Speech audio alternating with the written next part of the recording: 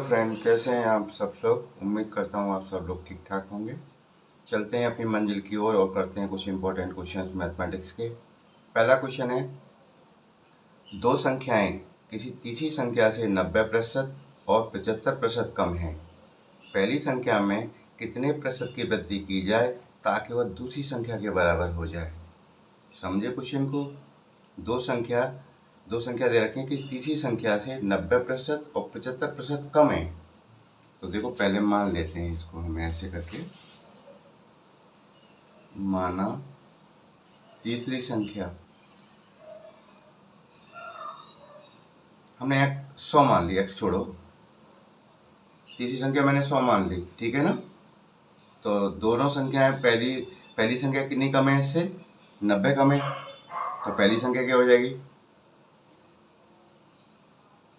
पहली संख्या आपकी हो जाएगी 100 में से 90 घटा दो तो कितनी है वो, 10। सही है। और दूसरी संख्या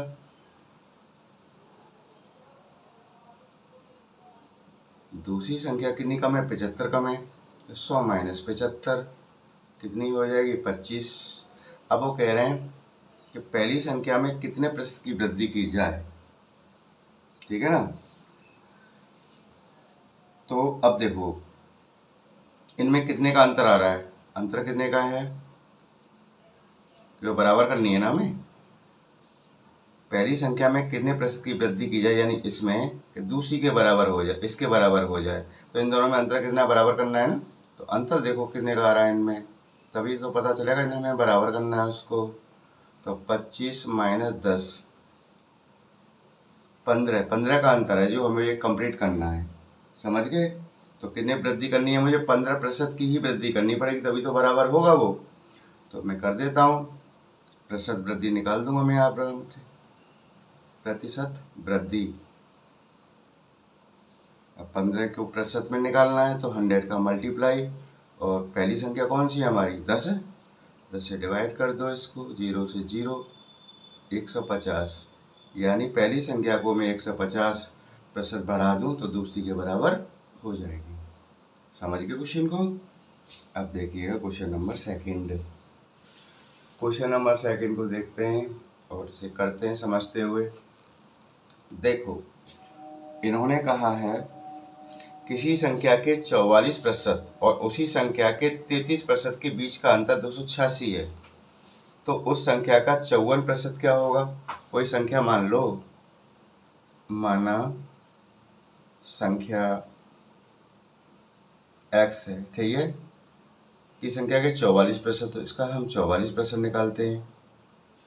इसका 44% ऐसे कर लो पहले, 44% किसका, ऑफ x, इसका।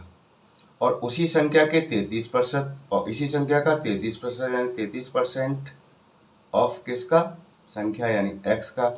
इनका जो अंतर है, यानी इसमें से, और मैं इसे माइनस कर दूं ऐसे करके, तो कितना आ रहा है, 286 आ रहा है। ये बात समझ में आ गई, ये बात समझ में आ गई तो क्वेश्चन हो गया। अब क्वेश्चन में कुछ बचा ही नहीं है, आपको पता चल गया कैसे करना है। तो देखो, 44% निकालो इसका। प्रतिशत जब दिया होता है तो 100 कहाँ आएगा, नीचे आएगा ना, into x, minus 33/100 into x बराबर 286। यहाँ तक बात समझ में आ गई। अब थोड़ा काट पीट कर लेते हैं। 4 से कैंसिल करो, 4 से गया 11 और 4 से गया 25, एक्स सही है। अच्छा, ये तो कैंसिल नहीं होगा किसी से भी, है ना। ऐसे रखो इसको, 33x/100 बराबर 286। इनका 100 एलसीएम ले लो, 100 एलसीएम आ गया। और 25 चौका 100, 4 का गुणा करूँगा इससे कितना हो जाएगा, 44 माइनस 100 एकम 100, 33x बराबर 286। 44 में से 33 का 11 बचेगा ना, 11x/100 बराबर 286। क्रॉस मल्टीप्लाई कर दो भैया यहाँ से, तो 11x बराबर क्या हो जाएगा, 100 का मल्टीप्लाई इससे हो जाएगा, ऐसे कर लो, 286 into 100, then x is equal to 286 into 100/11। ठीक है। अब इसे थोड़ा काट पीट कर लेते हैं। देखो 11 दूनी 22, 6 11 छक्के 66 इंटू 100 2600। एक्स की वैल्यू 2600 आ गई, यानी मेरी वो संख्या 2600 आ गई। अब वो कह रहा है तो इस संख्या का 54% क्या हो, इसका मैं 54% निकाल दूंगा। निकाल देते हैं 54% किसका, 2600 का जो हमारी संख्या है। तो 54% निकालना है, 54/100 इंटू 2600। 2 जीरो से 2 जीरो गई। अब इसमें मल्टीप्लाई कर दो 54 का 26 से। क्या दिक्कत है, ये आ जाएगा 6 चौक 24 और ये हो जाएगा 32 और 2 चौके 8 2 पंजे 10। प्लस कर दो 4 0, यहाँ हो जाएगा 4 और 1। तो कितना आ गया मेरा आंसर, 1404। ये मेरा आंसर हो गया। समझ में आ गई। चलो अच्छी बात है। क्वेश्चन नंबर 3 कर लेते हैं। क्वेश्चन नंबर 3 देखिएगा। इन्होंने कहा है जब कोई संख्या 40 बढ़ा दी जाती है, परसेंट नहीं है, केवल 40। जब कोई संख्या 40 बढ़ा दी जाती है तो वह स्वयं की 125% हो जाती है, तो वह संख्या क्या है। आसान क्वेश्चन है। माना संख्या x है, ठीक है जी। अब मैं 40 जोड़ देता हूँ, यानी 40 बढ़ा देता हूँ, तो किसके बराबर होगी, खुद की 125%। यानी लो जी, मैंने इसमें 40 जोड़ दिया, सही है, बढ़ा दी, तो ये किसके बराबर हो रही है, यानी इसी का जो खुद की संख्या खुद है ना, उसका 125% के बराबर। 125% का मतलब 125/100 इंटू एक्स। ठीक है, मैंने इसमें 40 बढ़ाया तो किसके बराबर आ रहा है, ये खुद का 125% के बराबर आ रहा है। मेरा काम खत्म, 90% क्वेश्चन खत्म। केवल सॉल्व करके एक्स की वैल्यू निकालनी है। तो वही तो कह रहे हैं, वह संख्या क्या है, एक्स की वैल्यू आ जाएगी, फिर आंसर हो जाएगा। तो देखो 25 से कैंसिल कर लो, 25 पंजे 25 चौका, तो ये x plus 40 is equal to 5x/4। सही है जी। क्रॉस मल्टीप्लाई करो, इसका ऐसे करूँगा तो 5x, तो 1 से करेंगे तो 5x ही आएगा ना। 4 का करूँगा इन दोनों से, 4 का किया x से तो 4x, और 4 का इससे करूँगा 40 से तो 0 4 चौक 16। इधर आ जाओ थोड़ा, 5x तो इधर है ही है, इसे इधर ले आओ, माइनस का होगा, साइन चेंज हो जाता है ना। इधर क्या रह गया, 160 ही रह गया, यहाँ एक x बचेगा और यहाँ हो गया 160। x की वैल्यू आ गई 160। x क्या है, मेरी संख्या, वही तो मैंने मानी थी। तो वो यही पूछ रहा है कि वह संख्या क्या है। तो अतः हमारी संख्या क्या हो गई आपकी, 160। आंसर हो गया। समझ में आ गई बात। चलिए अब करते हैं क्वेश्चन नंबर 4।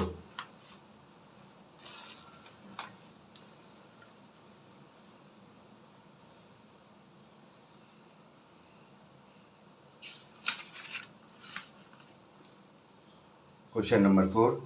अब इसे रीड करिएगा पहले, जब तक रीड नहीं करोगे समझ में नहीं आने वाला, ठीक है ना। इन्होंने कहा है दो संख्याएं एक तीसरी संख्या से क्रमशः 25 एवं 36 कम है, तो दूसरी संख्या पहली संख्या से कितना प्रतिशत कम है। बात समझ में आ गई। आसान से निकाल देंगे इसको। अभी ऐसा क्वेश्चन हमने कर लिया है पहले। तीसरी संख्या से, तो तीसरी संख्या कोई मान लो ना, जैसे पहला मैंने क्वेश्चन किया था। माना तीसरी संख्या मैंने 100 मान ली था, ठीक है। तो पहली संख्या क्या हो जाएगी, अब इस हिसाब से पहली संख्या हो जाएगी, पहली संख्या के लिए कह रहे हैं वो कि दो संख्याएं तीसरी संख्या से क्रमशः, पहली क्या है 25 कम है, यानी 100 - 25, और दूसरी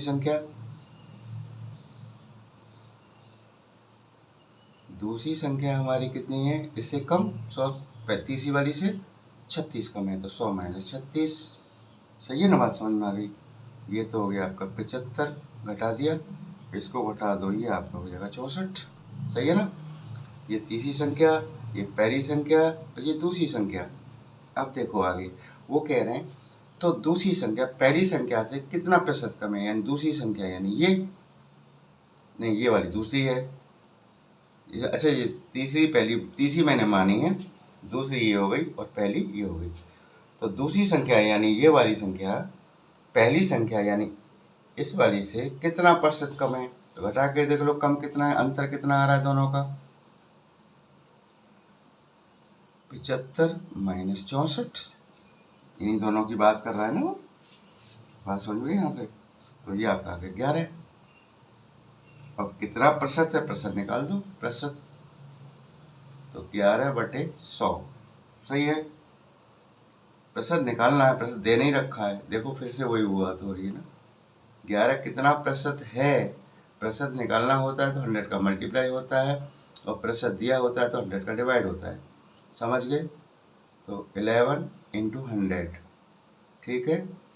और हमारी पहली संख्या कौन सी? पहली संख्या के साथ निकालेंगे ना 75, काट पीट कर लो। 25 चौका 100, 25 3 75, 11 चौक 44/3। 3 से भाग दे दो इसमें, और क्या है, ये आपका आ जाएगा 14.67%। इतना प्रतिशत कम है पहली संख्या से जो दूसरी संख्या 14.67% कम है। समझ गए? और देखते हैं, खत्म हो गए क्या? एक और है, 5 करते हैं ना हम लोग, ठीक है।